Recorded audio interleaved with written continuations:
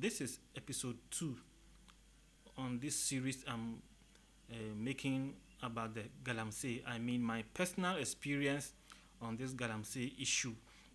It's unfortunate I'm talking about galamsey today, but I don't have light, so I have to do with this lighting setup here.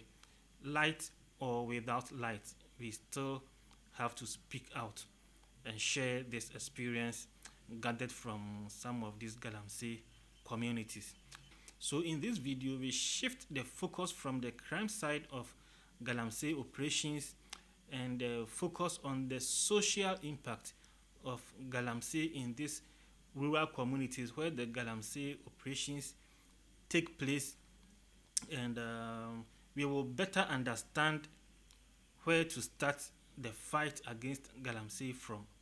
In my previous video, I said I share the pain of the demonstrators who have been abducted, arrested, whatever, by the police, and I also sympathize with them and their families. I don't think any one of them left home intending to do something or end up like this.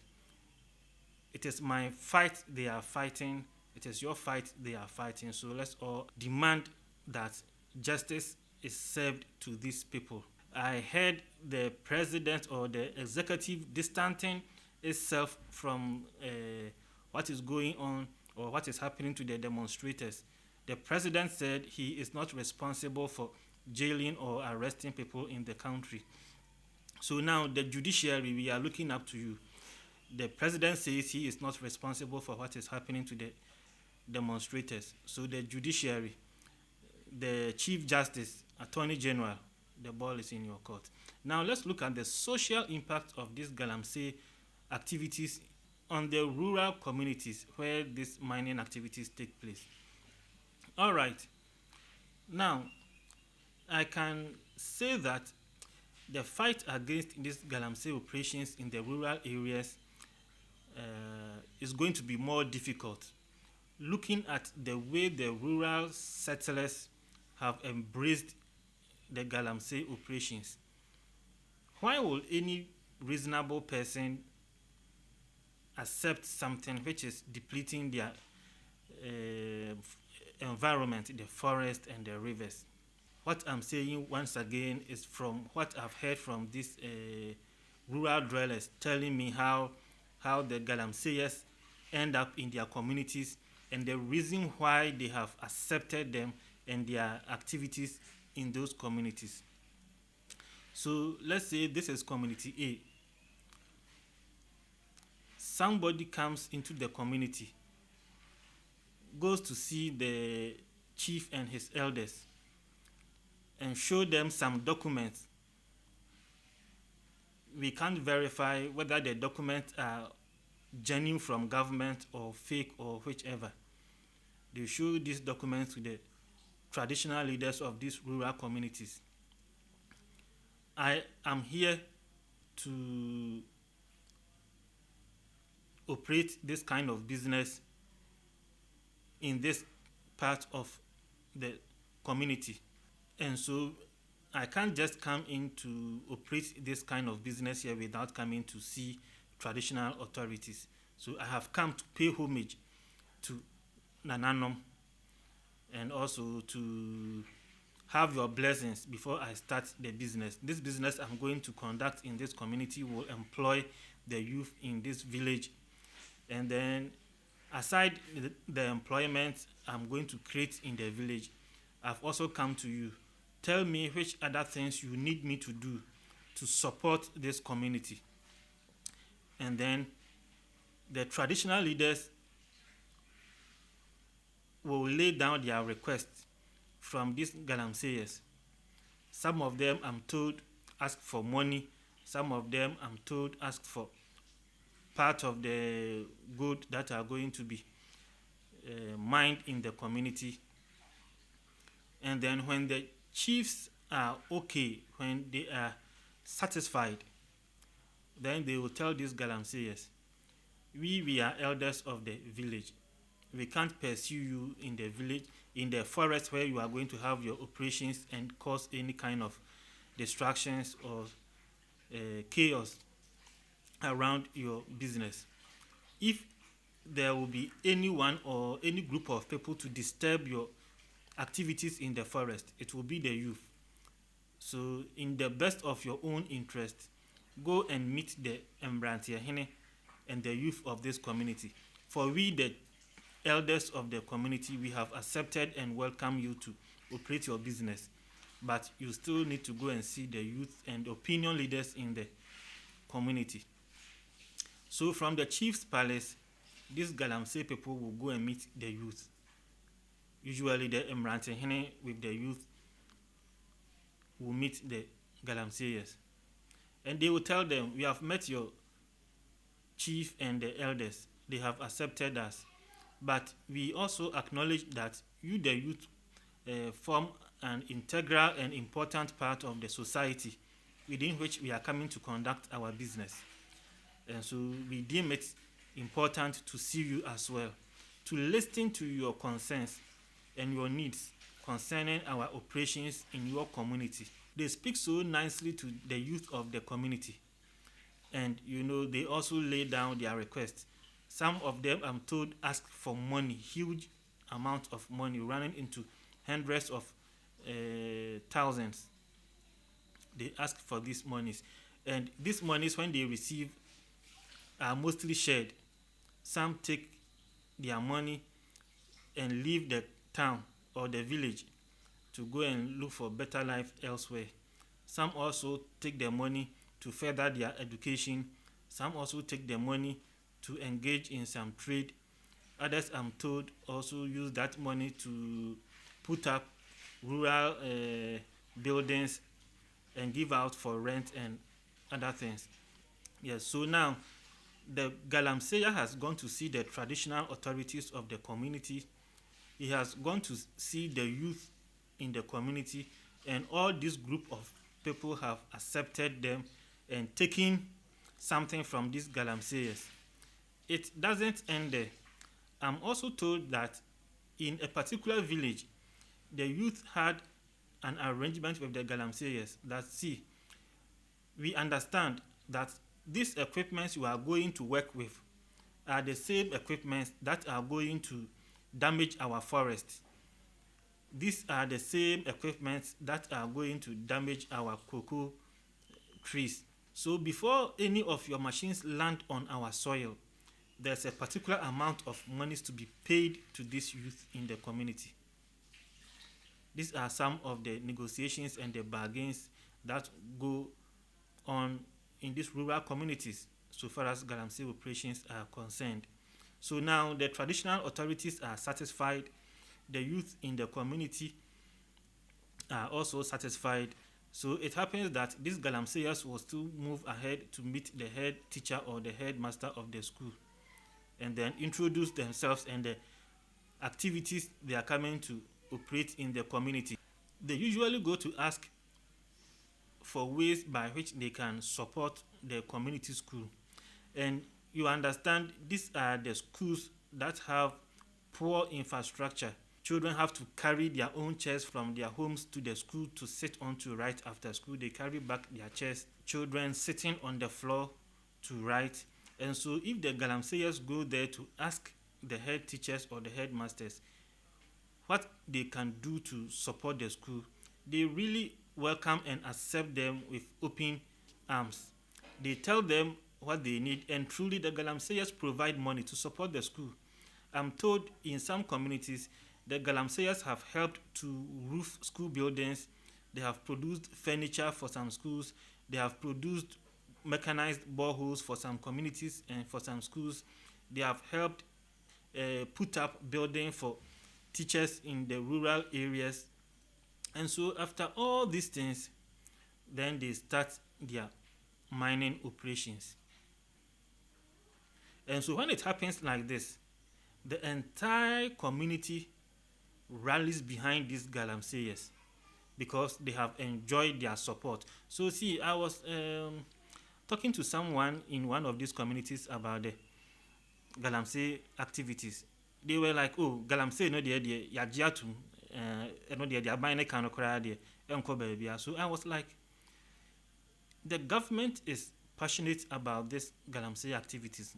The president has even put his job on the line to stop these activities. Why have you embraced it? People in the city, people in Accra are fighting against these galamsey operations and activities which are destroying your forest and your river bodies.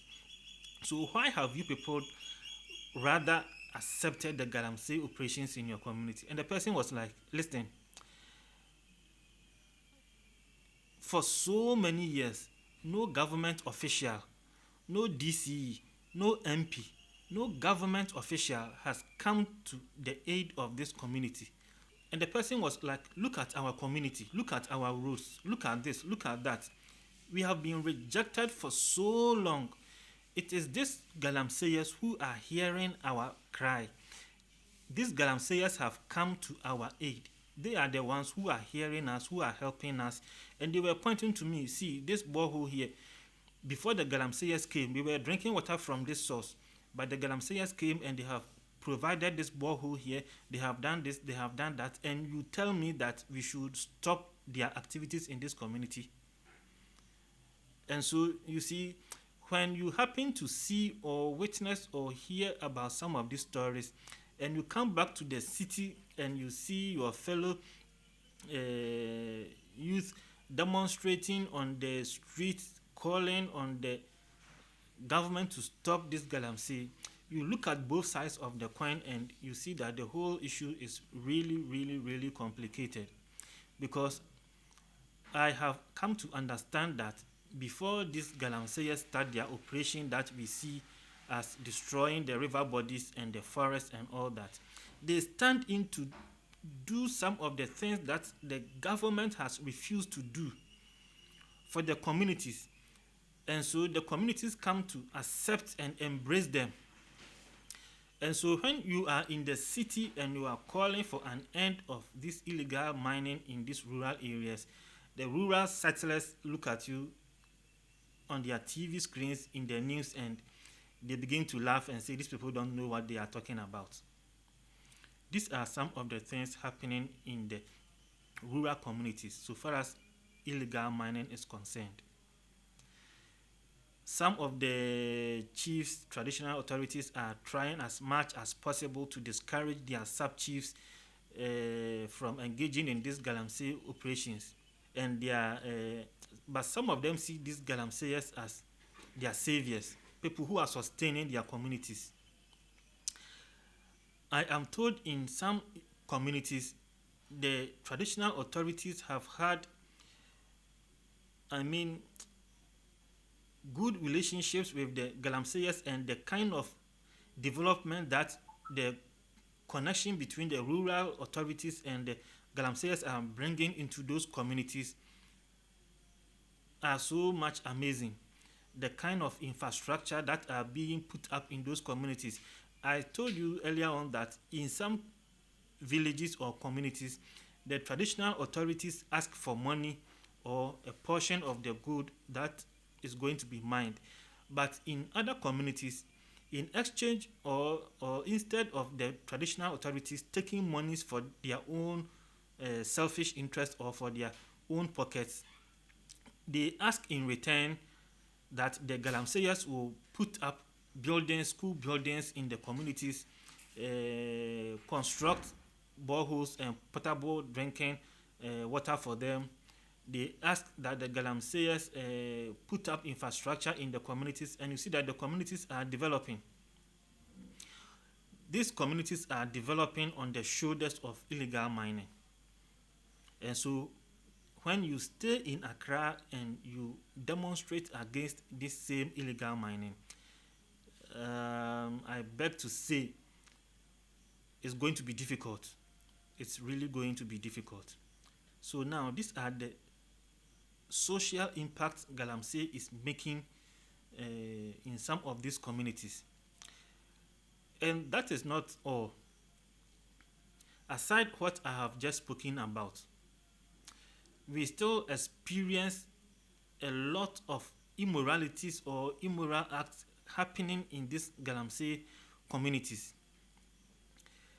These are communities that record the highest number of teenage pregnancies and school dropouts in Ghana. And all these are related to the galamsey activities. I was also told how much people are paid for just carrying stones, gravels, or dug out soil from the galamsey pits. You see, the excavator removes the topsoil and digs a deep hole, and so it is in these holes that the galamseyers descend to crack the stones that contain the gold. And so when these stones are cracked down there, then the women will have to carry them with pans and other containers from those pits and climb up and pour them to the site where the machines are going to grind them. And the amount of money these women are paid for carrying those stones and gravels from the pit to the machine site is quite huge. And so young ladies abandon their shops, and so the youth who are engaged in some form of apprenticeship drop out from these apprenticeships. Those who are in school drop out of school. Those who are engaged in other forms of businesses collapse their businesses, and they all move to carry these stones because you only need the physical strength. You don't have to stress. They end up carrying the stones, and at the end of the day they are paid very, very, very well. So in communities where galamsey activities are practiced, the whole ecosystem of the community is affected. You see people, like I said, abandoning their shops, so things become expensive. Those who are supposed to go to the towns, buy the things to come and sell in the rural communities, end up stopping that business, and then they go to the galamsey site to go and carry the stones. You see school children carrying, we see the videos and the pictures. Old women, those who are farmers abandon their farms, their crops in the farms for weed and bush to take over, and they end up at this galamsey sites. So in essence, inflation is up in such communities. People are getting monies from the gold and the galamsey activities, but those who are supposed to operate shops and other businesses have closed all those businesses and are also engaged in the galamsey activities. So you have the money, you want to buy a tin of milk, you find it so difficult to get. So it is not surprising that at this galamsey site, one piece of egg could be sold for 10 cedis and above, because people have closed their shops, people have collapsed their businesses, and they are engaging in the galamsey activities. So who is even selling those eggs to the people in the villages? These are places you go and pure water, I mean sachet water, is sold for 2 cedis, and people are buying because at the galamsey sites people will have to drink water. They work under the scorching sun, and who is selling that water over there? The ice water seller has stopped that business and is engaging in the galamsey activities. The water seller is also going to carry the gravels to get quick money. The shop owner has closed the shop and is also going to carry the gravels to get quick money. The farmers and everybody have stopped their activities, and they are all going to engage in this illegal mining activities. So there is famine in these communities, there is inflation in these communities, but so far as the people see money, they are okay, they are comfortable. School children drop out of school to go and carry these gravels, and they are marked daily. So you see, if you are a woman and you have 5 children and they can all move to the galamsey site to carry some of these gravels, you the mother, you are getting your money at the end of the day. Your 5 children are also coming home with some amount of money. Would you even tell them to go to school? And it is in these communities that you experience the highest level of indiscipline in schools. Students tell teachers that how much is your pay, because these children are dating these galamseyers who show them huge sums of money. A teenager dating a galamseyer in that community comes to school with a lot of money to spend, and when they misbehave and teachers try to correct them, they put them to their rightful places. How much is your salary? Because they understand their boyfriends who are into the illegal mining are getting so much money they can spend more than the teachers can spend in the communities. So I keep saying that beyond the pollution of our water bodies, beyond the destruction of our forests, there is much to worry about when we talk about this galamsey and galamsey operations in Ghana. You see them in these communities and the way they carry themselves, their hairstyles, their way of dressing, the way of conducting themselves, the violent attitude, and the way they spend, the way they go about. The youth in the communities end up admiring their way of life. They go to sit at the chop bars to eat, and the amount of money they spend over there, people surrounding them will be like, wow, wow. You go to see them eating at chop bars and the kind of meat on top of their foods, people begin to admire them. And one thing about these galamseyers is that they know they can die at any time. When they enter the pit, most of them don't come back. We all see how the pit has been collapsing and killing them and all that. They understand that their job is risky. And so when they make money, they make sure they spend everything. And they also believe that so far as the soil is there and the gold is in the soil, they will always make money every day. So when they get money today, they spend it. The next day, they are in the pit looking for money. They get it, they spend. The next day, they are in there. When the grounds or the soil collapse to kill them, they know they spent their money. That's what they say. They spend their monies on sex, food, and drugs. When we talk about tramol and all these drugs, you think, oh, it is in Circle, it is in Accra, it is in the cities that the youth abuse these drugs. But you go to these small rural communities and the kind of drugs they consume over there, because that is what energizes most of these galamseyers to do what they do.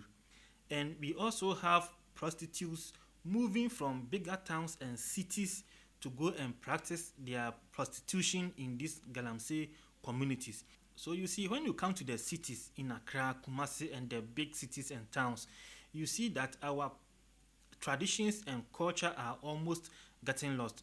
And we have these rural communities to be the ones preserving our traditions and culture. But because of these galamsey activities, the galamseyers go there and they dilute the rural traditions and culture. What then is taboo?